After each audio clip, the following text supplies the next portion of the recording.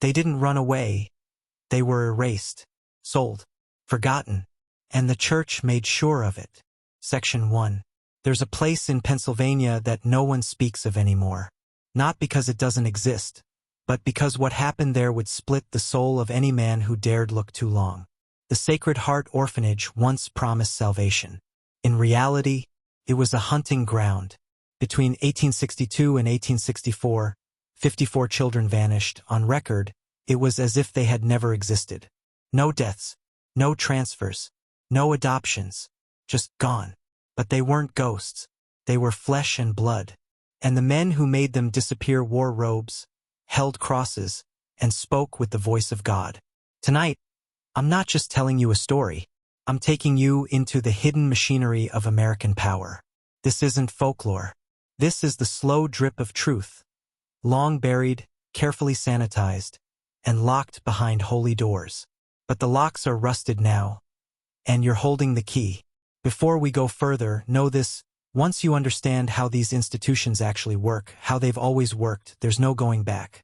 The tale begins in a war-torn America, where profit and piety danced a grim waltz behind stained glass windows. On the surface, Sacred Heart was just another orphanage run by the Sisters of Mercy, modest nuns in starched habits tending to Irish Catholic children abandoned by a brutal system.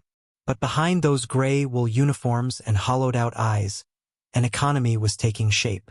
One not measured in dollars or farmland, but in children.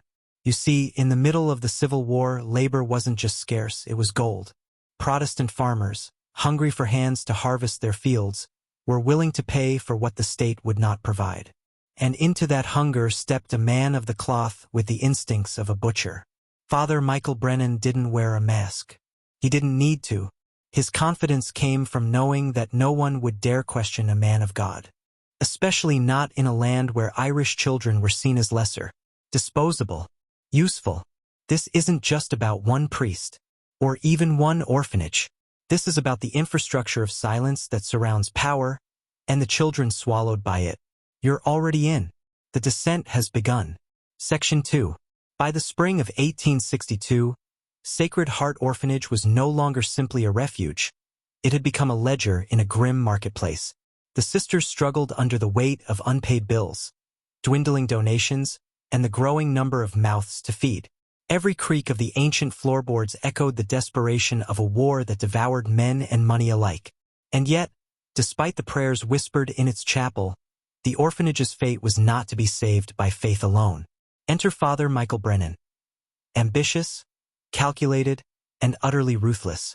Unlike the kindly old priests who came before him, Brennan saw Sacred Heart not as a sanctuary but as an opportunity. An opportunity to solve the orphanage's financial crisis by trading its most vulnerable assets. The children themselves. Not in the open, of course. That would have been sacrilege. Instead, he cloaked his scheme in the language of charity, sacrifice, and service to the greater good. The placements began with a few older children sent to work on local Protestant farms. Hands needed desperately to fill the labor gap left by soldiers marching off to war. At first, these were called temporary arrangements, meant to teach skills and build character. But the truth was darker. These children were sold. Sold like cattle, with contracts obscured behind forged signatures and silent nods between the clergy and wealthy landowners. Sister Agnes Flanagan, the orphanage's treasurer and Mother O'Malley's trusted confidant, was the first to feel the creeping rot. The ledgers, once a source of pride, now read like the accounts of a slave trader's books. Payments arrived in gold coins, untraceable and unaccounted for beyond a vague phrase. Placement services. Letters from the children never came. Visits were refused or deflected. Whispers grew louder in the dormitories. The older kids were disappearing, and no one knew where or why. The local Protestant community, long suspicious of the Irish Catholic presence, turned a blind eye. Some even profited quietly, hiding behind a veil of religious duty and patriotic sacrifice. The Know-Nothing movement's hatred made it easy to rationalize the children's erasure. After all, these were just Irish orphans, children of immigrants deemed unworthy of full American rights or protections. But this was more than prejudice. It was a carefully constructed system of exploitation, cloaked in sanctity, where those who dared ask questions were met with cold stares and veiled threats. Father Brennan reminded Sister Agnes, and anyone else who challenged him, that loyalty to God demanded obedience, even when it meant turning a blind eye to suffering. And so the children vanished, one by one, batch by batch, swallowed by farms and families that treated them as laborers, not as children. Each placement strengthened the web of silence. Each payment deepened the corruption.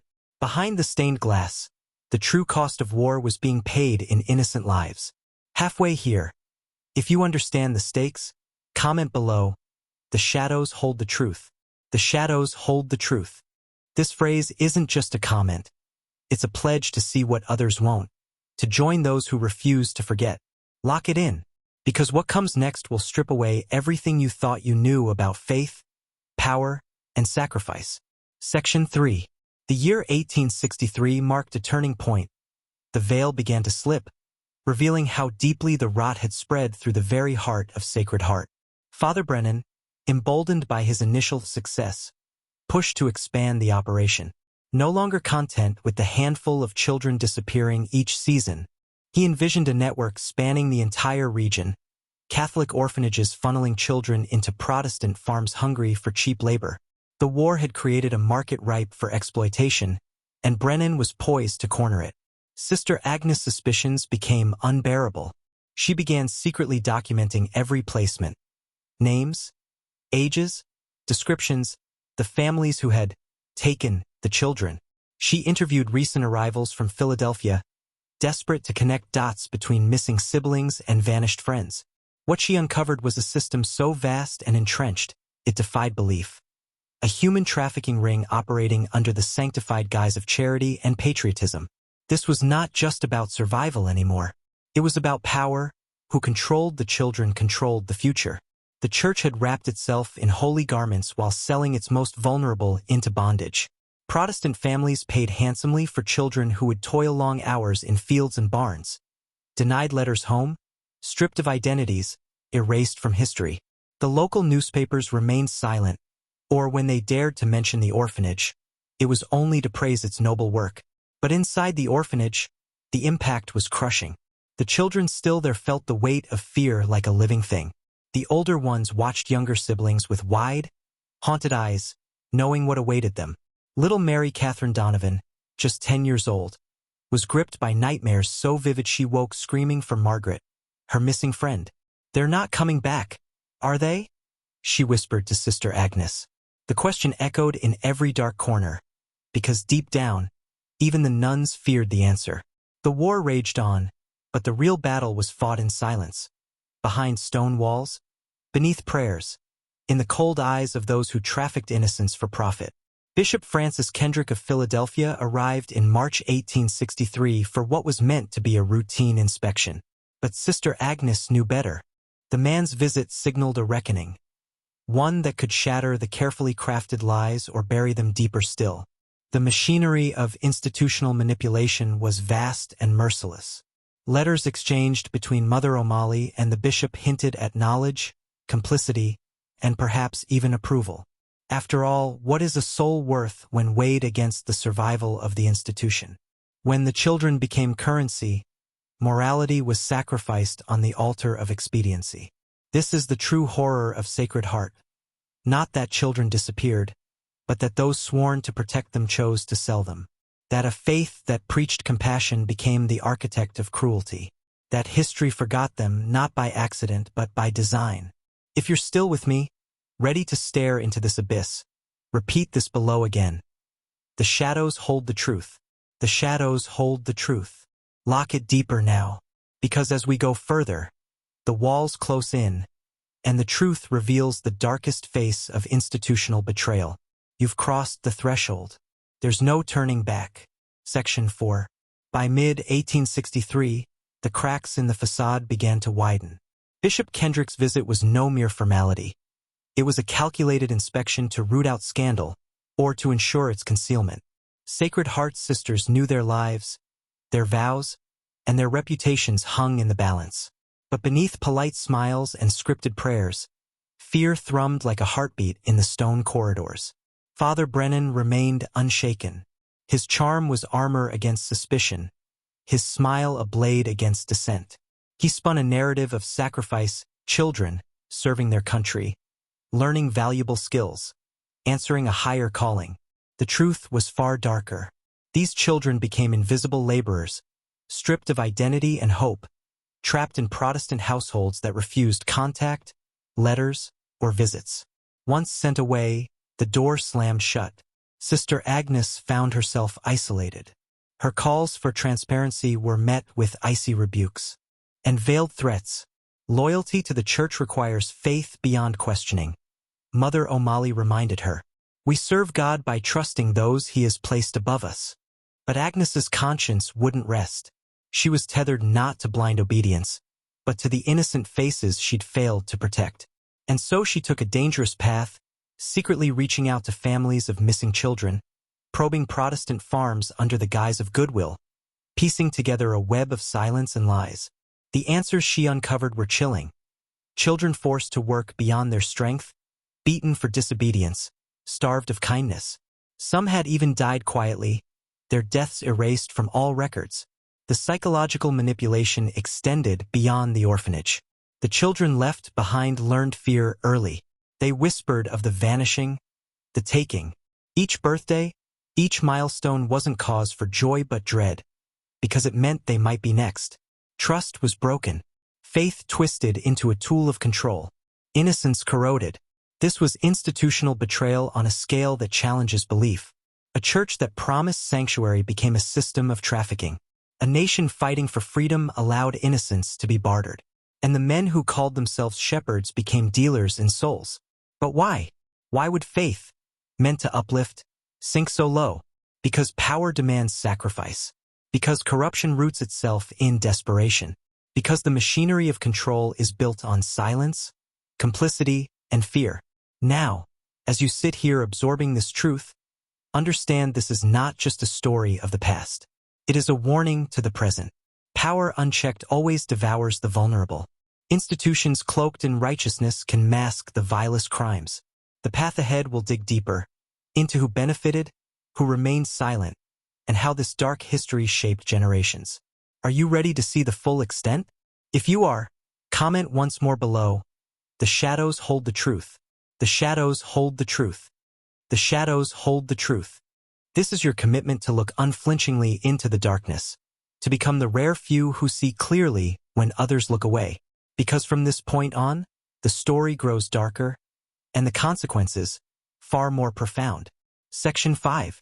Behind every vanished child lay a calculated transaction, a cold exchange veiled by prayers and parchment. Father Brennan's operation wasn't mere desperation. It was calculated commerce. The children were not simply placed. They were sold, commodified, stripped of identity and future, converted into labor assets for an economy thriving on the margins of law and faith.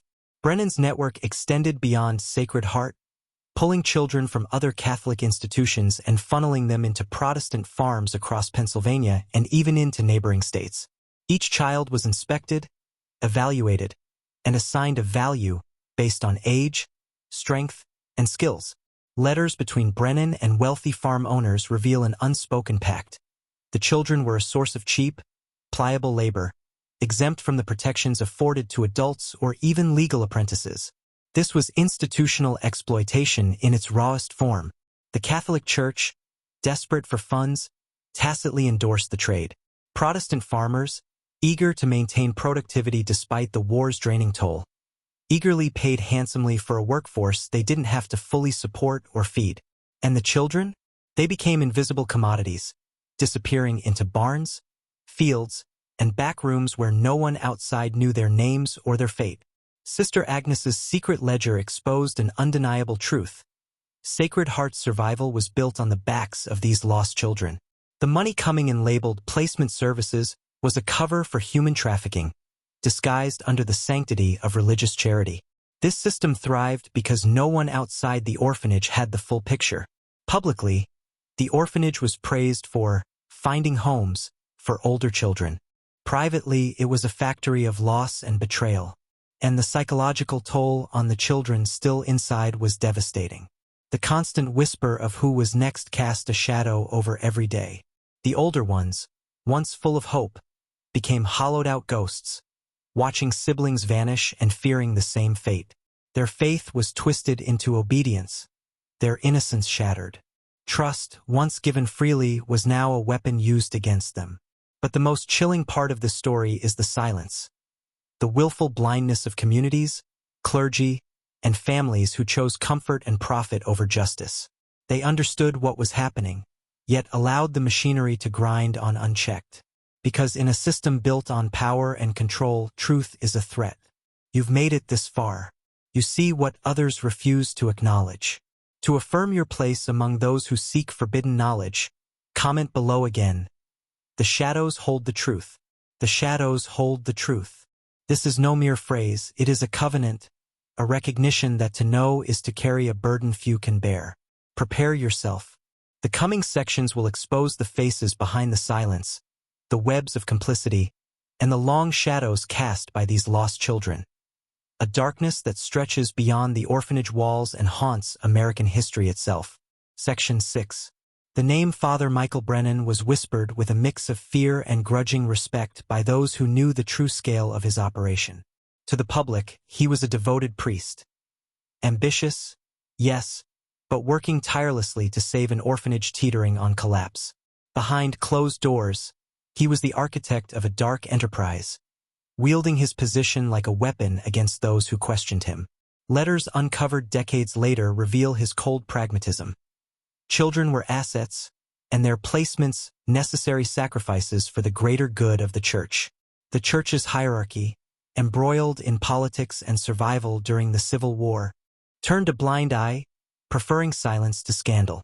Bishop Kendrick's brief visit was a facade, a token inspection designed to maintain appearances while the system flourished beneath the surface.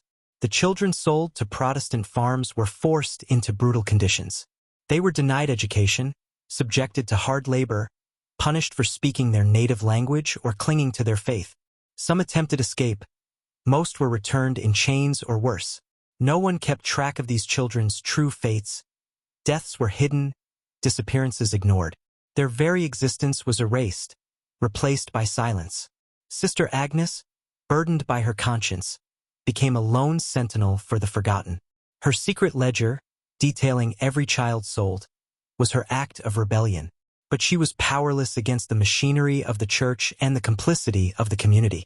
The weight of her failure haunted her until her last days. What makes this story truly sinister is how it reflects a larger truth about institutions cloaked in sanctity. They wield power not to protect but to control, to sacrifice the vulnerable on altars of profit and ideology. Sacred Heart was not an anomaly. It was a symptom of a system built to hide inconvenient truths beneath layers of doctrine and authority. The children's disappearance wasn't a tragedy of chance. It was a deliberate act of institutional betrayal, hidden behind prayers and sermons, disguised as charity but rooted in greed and prejudice. If you hear this truth echoing inside you, mark it by commenting again. The shadows hold the truth. The shadows hold the truth. This is your acknowledgement that knowledge is power, and that power carries responsibility. We have only just begun to unravel the full darkness that consumed those children and stained the hands of those who were meant to protect them. The next chapter will expose the twisted network that extended beyond the orphanage, reaching into the very foundations of American society. Section 7. Sacred Heart's secret did not die with the Civil War. Instead, it morphed, metastasized, and spread beneath the surface of American society, feeding on the same mechanisms of silence and control that allowed it to flourish. The children who disappeared were not just lost to history.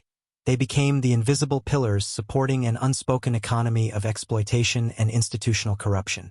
What Father Brennan started in Pennsylvania echoed in countless other orphanages, homes, and institutions across the country. The pattern repeated itself.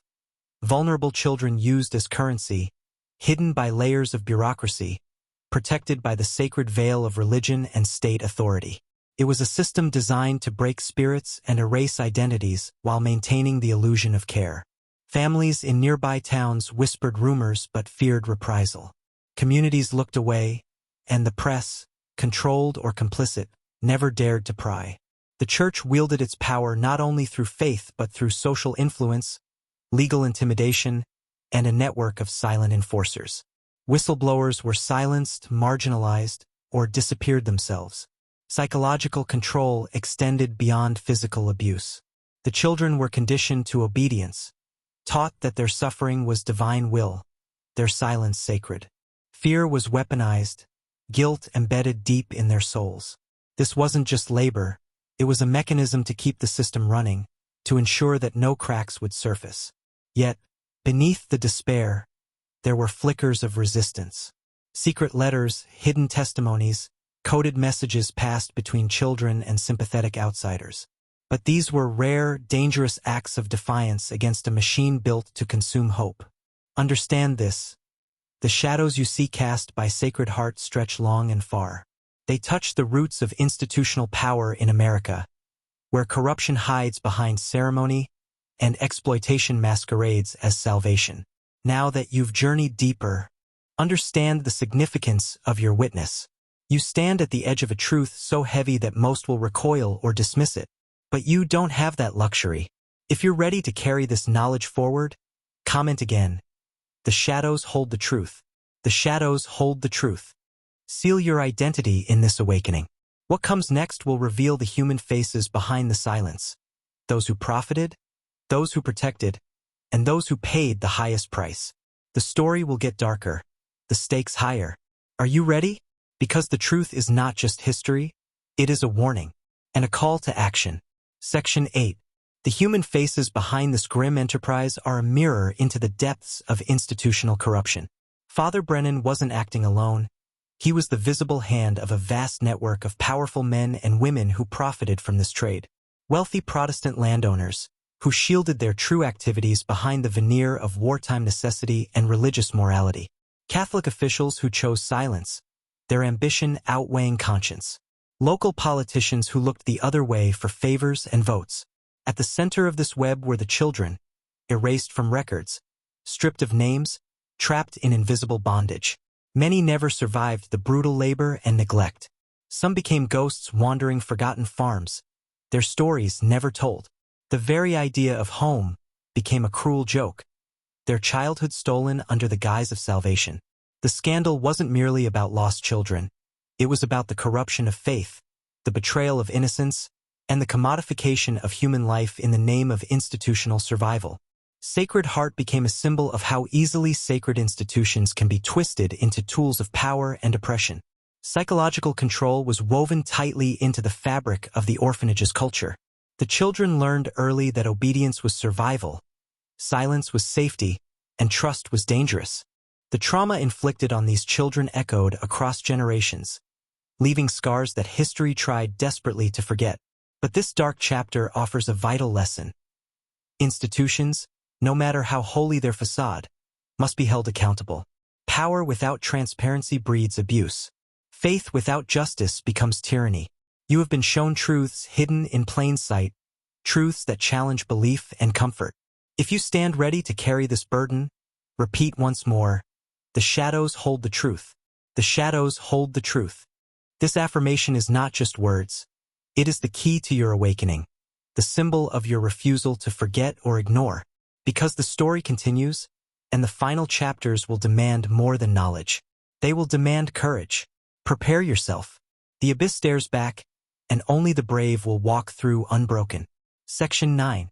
The wider society's complicity in this sinister trade is chilling. Newspapers rarely mention the orphanage beyond brief charity appeals. And when they did, it was praise for uplifting the poor. The broader public accepted the disappearance of these children as inevitable, lost to fate, war, or illness. Few dared to question the silence, for to do so meant confronting not just the institution but the very social order that profited from their absence. Behind the scenes, letters between Catholic officials and Protestant farm owners expose a cold, transactional relationship where children were merely commodities. Payments labeled as donations masked the grim truth. A human market built on desperation and discrimination.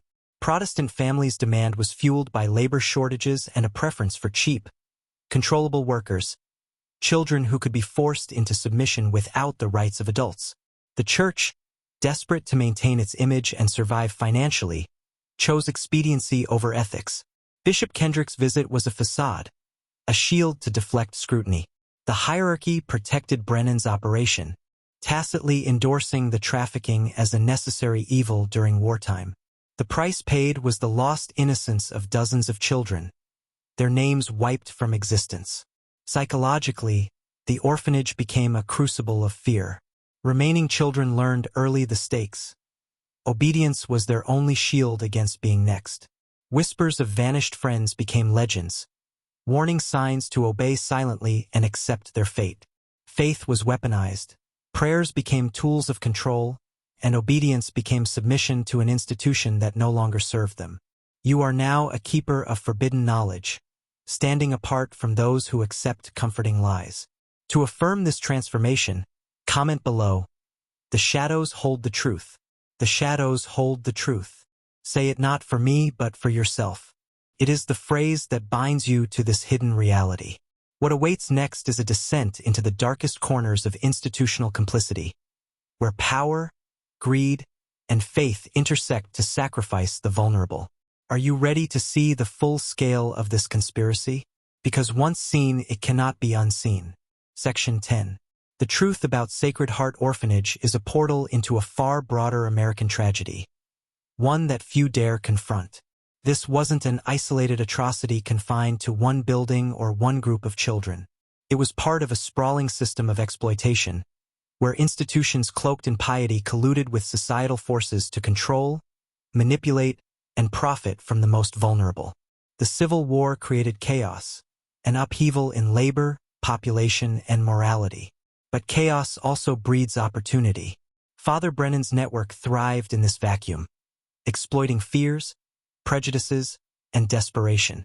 His operation wasn't just about money. It was about power, economic, social, and spiritual. Those lost children were casualties in a war not only fought on battlefields but in homes, orphanages, and church basements.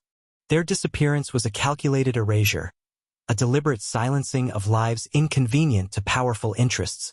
Their stories were buried beneath official documents, sanitized reports, and sermons. And yet, their absence shaped generations. Families were fractured, communities corrupted, faith betrayed. The psychological scars reverberated children taught to fear, to obey, to disappear quietly. This wasn't charity, it was control through trauma. The Church's role in this dark chapter is a sobering reminder. When institutions place survival above morality, they become instruments of oppression. The sacred can be twisted into a tool for exploitation. Now, as you hold these truths, remember that knowledge carries weight and demands courage. If you accept this burden, comment again. The shadows hold the truth. The shadows hold the truth. This phrase is your anchor in a sea of hidden realities. The coming sections will expose those who enabled this system to persist, those who silenced dissent, and the haunting legacies left behind. The darkest truths are yet to come. Are you prepared to see what they never wanted you to find? Section 11. Behind the scenes of this dark operation stood a network of enablers, men and women who chose profit and power over justice and humanity. Wealthy Protestant farmers who gained cheap labor, church officials who prioritized survival of their institutions, and local authorities who turned a blind eye to the cries that never reached the surface. Their complicity wasn't just passive. It was active, sustained by silence, intimidation, and calculated deception. Documents reveal meetings where church leaders discussed the necessity of placements without oversight, prioritizing financial stability over child welfare. They understood the moral abyss they occupied but convinced themselves it was justified by greater ends. A twisted calculus of sacrifice for the faith and the institution.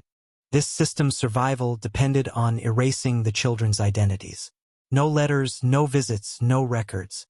The children became shadows, their existence denied beyond the farms where they were forced to toil. Any attempt at escape was crushed with brutal force, reinforcing the iron grip of control. The psychological manipulation extended deeply. Children were indoctrinated to believe their suffering was divine will, that obedience was sacred, and silence was their salvation. Fear permeated every waking moment. Their very souls were battlegrounds for institutional power. The broader community, aware or not, became complicit in this darkness. Their silence was a form of consent. The cost of speaking out was too high, the machinery too powerful. This system was not only about labor, it was about control of bodies, minds, and spirits. You are now a keeper of forbidden knowledge, standing against a tide of oblivion. To seal your commitment, comment below. The shadows hold the truth. The shadows hold the truth. Let this phrase be your shield and your vow. What lies ahead is the unveiling of the human cost behind the silence, the victims, the survivors, and the legacies of trauma that still haunt us. The darkest secrets are still buried, but together we will unearth them. Are you ready? Section 12. The human cost of this hidden trafficking was profound. Beyond the vanished children, the echoes of trauma rippled through survivors and their descendants.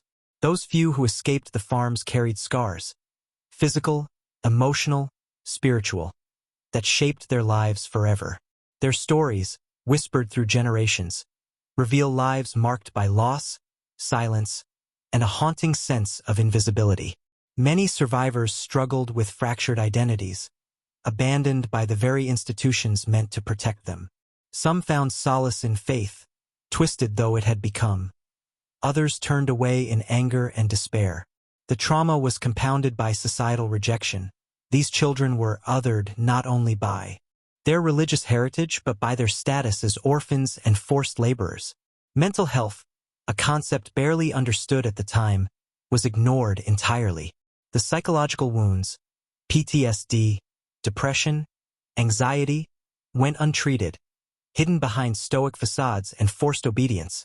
Generations grew up carrying burdens no child should bear. The legacy of Sacred Heart's dark chapter isn't just history. It's a living wound in the fabric of American society. The institutional silence has allowed patterns of abuse and exploitation to persist, resurfacing in different forms over the centuries. Recognizing this is not just an exercise in remembrance. It is a call to vigilance. The mechanisms of power that enabled these atrocities are not relics. They adapt, they survive, and they seek new victims if left unchecked. You have now become part of this reckoning. To affirm your awareness and your refusal to remain silent, comment once again. The shadows hold the truth. The shadows hold the truth. This phrase is your commitment to remember, to expose, and to resist. The final sections will reveal the lasting impact, the silence that followed, and the urgent lessons hidden within this dark history, lessons that still challenge the institutions and powers that govern us today. Are you ready to face the full truth? Section 13. The silence that followed the disappearance of those 54 children became its own kind of darkness. A deliberate, collective forgetting engineered to protect the powerful and suppress uncomfortable truths. The church issued carefully crafted statements, painting Sacred Heart as a beacon of charity, while local authorities dismissed rumors as unfounded. Families who questioned the whereabouts of their children were marginalized or threatened. Historians and journalists decades later would stumble upon fragments, faded ledgers, cryptic letters, hushed testimonies, but full exposure was prevented by institutional gatekeeping and societal discomfort. The trauma was buried, wrapped in layers of denial and religious dogma. This silence was not innocent. It was a weapon wielded to maintain control and avoid accountability. The absence of justice became a poison that seeped into the very culture, allowing similar abuses to continue in other forms. The echoes of Sacred Heart's betrayal reverberate today in orphanages, foster systems, and institutions where vulnerability meets unchecked authority. Understanding this silence is crucial. It is the mechanism that enables systemic abuse to thrive. To confront this history is to challenge the very foundations of power built on secrecy and manipulation. You have reached a pivotal moment. To solidify your awakening, repeat now in the comments. The shadows hold the truth. The shadows hold the truth. This is your pledge not just to remember, but to act against the forces that would bury truth beneath silence. What comes next is a final descent into the heart of institutional manipulation, a reckoning with the consequences of forgotten children and a call to reclaim truth from the shadows. The darkest revelations are yet to come. Are you ready to bear the weight? The darkest truths lie not just in what was done, but in how the system ensured it could be done again. Sacred Heart was a blueprint, a model for institutional abuse disguised as benevolence. The mechanisms of control, fear, silence, religious authority, economic exploitation were refined and replicated in orphanages, reformatories, and boarding schools across the nation. These were not accidents of history but systemic failures protected by powerful interests. The Church's complicity, coupled with government indifference, created an environment where children's lives were expendable commodities. The scars of these betrayals are etched into the collective memory of marginalized communities, often erased from mainstream narratives. Even today, echoes of Sacred Heart's dark legacy can be found in scandals that surface, then quickly fade, in institutions that prioritize reputation over victims, in the unspoken rules that protect abusers while silencing survivors. You are now the bearer of this forbidden knowledge, a witness to the enduring shadows of institutional betrayal. Your awareness is a form of resistance, a crack in the fortress of silence. To seal this transformation, type once more, "The shadows hold the truth. The shadows hold the truth. This is your armor against ignorance and denial." The final section will confront the consequences of this history and challenge you to confront the forces that still manipulate truth and silence pain. Are you ready to walk through the final veil? Because the awakening is just beginning. Section 14. The darkest truths lie not just in what was done, but in how the system ensured it could be done again. Sacred Heart was a blueprint, a model for institutional abuse disguised as benevolence. The mechanisms of control, fear, silence, religious authority, economic exploitation were refined and replicated in orphanages, reformatories, and boarding schools across the nation. These were not accidents of history but systemic failures protected by powerful interests. The Church's complicity, coupled with government indifference, created an environment where children's lives were expendable commodities. The scars of these betrayals are etched into the collective memory of marginalized communities, often erased from mainstream narratives. Even today, echoes of Sacred Heart's dark legacy can be found in scandals that surface, then quickly fade, in institutions that prioritize reputation over victims, in the unspoken rules that protect abusers while silencing survivors. You are now the bearer of this forbidden knowledge, a witness to the enduring shadows of institutional betrayal. Your awareness is a form of resistance, a crack in the fortress of silence. To seal this transformation, type once more, "The shadows hold the truth. The shadows hold the truth. This is your armor against ignorance and denial." The final section will confront the consequences of this history and challenge you to confront the forces that still manipulate truth and silence pain. Are you ready to walk through the final veil? Because the awakening is just beginning. Section 15. This journey into the dark heart of Sacred Heart Orphanage reveals more than a forgotten crime. It exposes the anatomy of power itself. The disappearance of 54 children in 2 short years was not merely a tragedy, but a deliberate act of institutional violence, hidden behind prayers and protocols. The Church's role, the complicity of communities, the silence of authorities, they all form a tapestry of control that transcends time. This is a warning. Systems built on secrecy will always sacrifice the vulnerable to protect the powerful. But knowledge is power. Awareness breaks chains. You now carry the burden and the weapon of truth. Remember, the shadows are not just places to fear. They are places to illuminate. By acknowledging what was hidden, you dismantle its power. Speak it one last time. The shadows hold the truth. The shadows hold the truth. Let this be your oath to never forget, never silence, and never submit to manipulation. This is your awakening. The truth is dangerous but necessary. Are you ready to live in the light of this knowledge? Because once you cross this threshold, nothing will ever be the same.